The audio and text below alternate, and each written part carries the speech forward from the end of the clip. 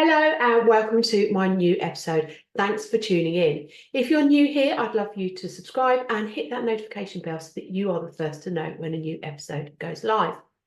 So today I'm going to be talking about what we've got left of the rest of the year. And although, we've only got a couple of months of the rest of the year, I'm also thinking about, well, this can be applied any time. It doesn't have to be just now. But as we approach the end of 24, it is the perfect time to have a look back, reflect on our goals over this past year and consider how we've done and how we can achieve them, how we can use our time in the next 2 months to really boost them. But again, remember, you can do this, you can boost your productivity and progress at any time of the year. So don't be thinking, oh, well, it's later, it's earlier. Maybe your goal year isn't the calendar year, maybe it's your financial year, and that's okay. You can still apply the theory. Okay, first of all, let's take a few moments to reflect on the year so far. How far have you come? Where are you in the progress journey of your goals? So reflection is really important because it shows you how far you've gone.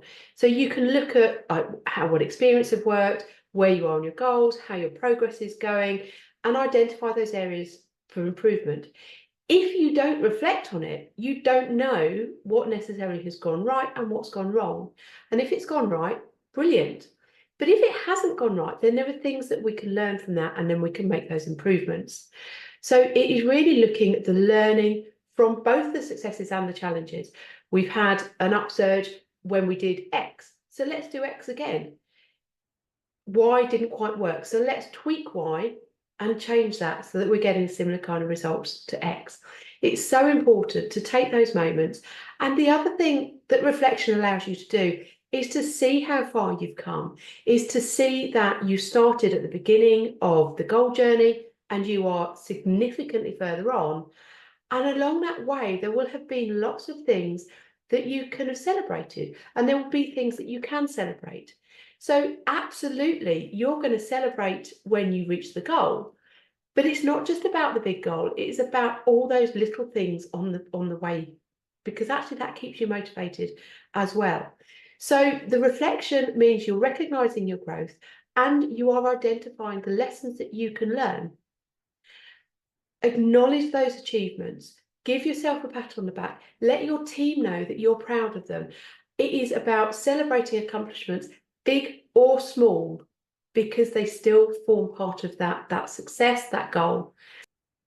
So create a gratitude list. Along the same lines of celebrating your successes, you're looking for those small things to be grateful for, to be thankful for, the positive experiences. So look at your achievements along the way. What have you learned? What have you achieved in just working towards the goal itself?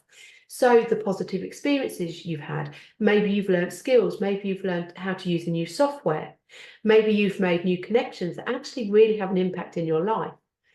You probably didn't take stock of it at the time, it's just happened, but you need to reflect, you need to look back and say, okay, this has happened. We don't necessarily realise it in the moment, and that's okay, as long as you take this time to just, again, look back and say, okay, that's what I've done, and it's great. And you don't have to wait until we're nearly at the end of the year.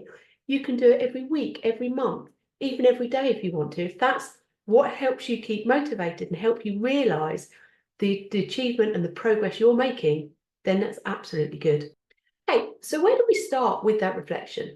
We've potentially got quite a long time that we're looking over. So where do we start finding the things to look at? So have a think with some of these questions. What were your biggest wins this year? And maybe that goes hand in hand with what are your biggest challenges if you've overcome them. But what things have you really progressed in? What are those major milestones? So we're getting a bit higher level here. We're not going down to the nitty-gritty where it's the positives and the gratitudes quite so much. We're looking at those headline wins. And maybe it is a financial win. Maybe it's getting X amount of clients or a certain number of subscribers on your email list. Whatever your targets are, there will be a win within that. So what challenges have you overcome and what have you learned from them? Now, business is always up and down. And yes, of course, there will have been challenges And maybe you've written them out well, in which case, brilliant, but there will still be some learnings from that. So have a look, have a think, what are the lessons that you can learn from your challenges? And how have your goals evolved since January? So I am a massive fan of planning, absolutely, but there's still got to be some flexibility within your plans, somewhere where you can actually evolve them. Things change. Maybe your goal has changed, or maybe something that you thought you could do to get to your goal, you can no longer do. And that's okay, but it means that your goals and the plan has to evolve. So how has that changed? What's caused that change? Is it a good change? Is it a bad change? And again, good or bad, there are learnings for all of that. So now the time is to redefine our goals. We've reflected, we know where we are, and we have a different starting point now compared to where we started the goals originally. So we've got, in this example, 2 months left, but the starting point is very different, and maybe the goal needs to change. And have a think about whether that's true and whether you need to reprioritize your tasks. So it may be that things have changed and the goal itself actually needs to just be changed a little bit. It may be that we've done some actions and actually now the tasks we've got left need to be reprioritized. Some things done, some things not done, because we're going to take into account the learnings that we've had so far. Should you be more specific about the goal? Is the goal specific enough now that we're getting to that end point to know when you've achieved it? Is your goal still relevant?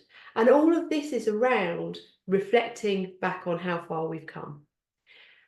And you'll still have a certain amount of tasks that you need to do in order to get from now until the goal. So again, look at the tasks that you've got. Maybe you set these out at the beginning of the year and you set out the tasks that you would need to do in November and December, the last couple of months of the year. But do you still need to do them? Have they been done? Are they still relevant? So you're not just reflecting back, you're actually sort of analysing the plan still going forward. So you need to focus on those essential tasks that drive the progress. And maybe they're not what you thought they were when you originally started to plan this.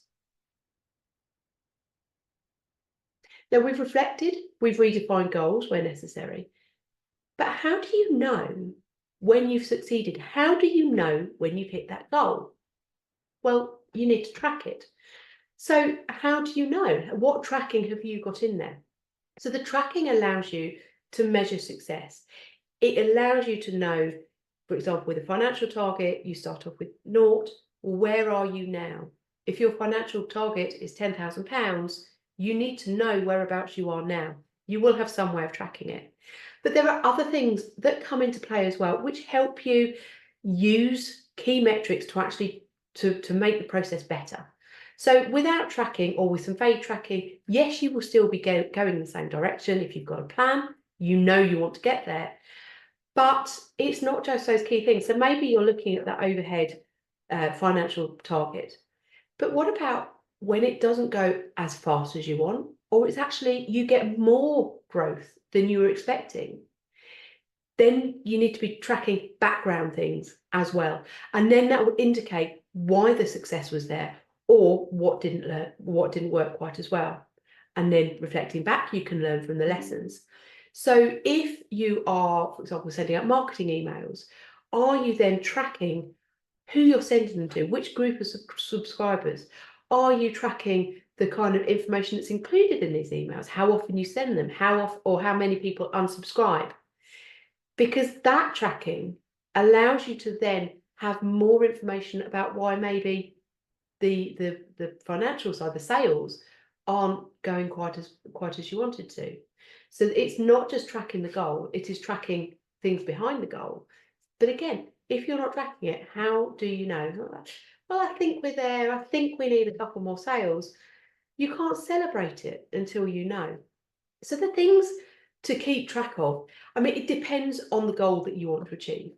But with revenue growth as an example, you might want to monitor your monthly and your quarterly sales figures. See that you're on track for the annual targets. Now, yes, we're already 10 months into 2024, but you can still go back and look at that. So at least you've got a figure now and say, well, actually, Q1, Q2, Q3, these are the figures. Let's look at going into Q4. Customer acquisition cost. So how much are you spending to acquire new customers, and how does that align with your profit margins? So that ties in with revenue growth, because yes, you've got a revenue goal, but how much has that goal cost you? Because that's then not a profit. So you want to keep track of things like ad spends, things or like anything that contributes to the cost of you getting that sale or to that customer. Depending what other kind of project that you're doing, what kind of goals, there might be other things, like it might have been a launch that you wanted to target, that you've got a goal for. Maybe it is launching a book, so you're looking at book sales, you're looking at how the launch went. If you had a challenge throughout the year, then you're looking at how many people came on the challenge, how many people registered for a webinar, how many people attended it. So the metrics themselves will all be a little bit different depending on your goal, but it is key to see how you're doing, to keep yourself motivated, and then to be able to learn what's working and what's not.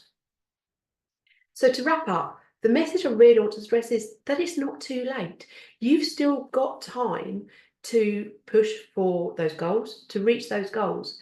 So reflect back. How have you got so far? Celebrate. Keep yourself motivating.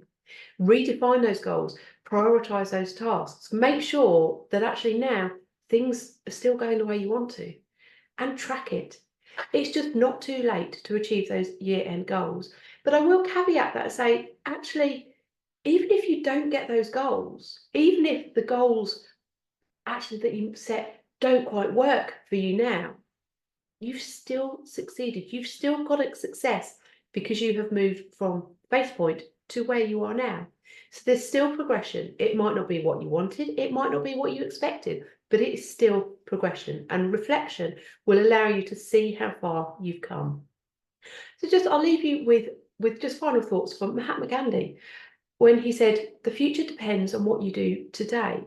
So what can you do today that will help your future, the next 2 months, to succeed those goals? Remember, you've got this, and let's finish the year strong, my little flamingos. Until next time,